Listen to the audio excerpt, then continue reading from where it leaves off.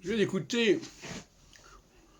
l'émission de Jean-Luc Mélenchon sur sa radio, enfin, je ne sais pas comment il appelle ça, et il nous parle de la crise ukrainienne. Et il développe un certain discours. Et ce qui est intéressant, c'est à quel point il n'a pas conscience de la cyclicité de ces questions-là.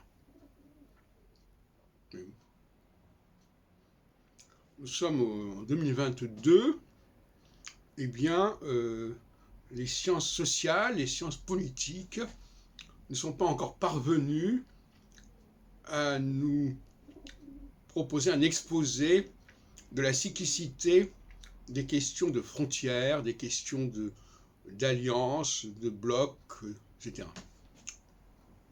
Alors, donc c'est un discours qui est intemporel, qui plaque sur l'histoire un seul et même modèle, alors que le modèle concernant ces questions est un modèle binaire. Alors, plaquer sur du binaire, ce qui est un modèle qui, lui, ne l'est pas, c'est un petit peu un problème. Voyez-vous ?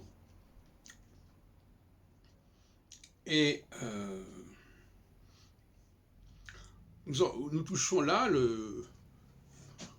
une espèce de point aveugle sur le plan épistémologique, à savoir que nous n'avons pas, enfin je ne parle pas de nous, de moi, mais que collectivement, nous n'avons pas établi, nous n'avons pas su établir, alors qu'il s'est passé des tas de choses, et qu'il y a eu des tas d'événements dans toutes sortes de directions, eh bien, nous n'avons pas établi pour autant des lois permettant de suivre l'évolution de ces questions de frontières, de ces questions de OTAN, de Comecon, etc., etc.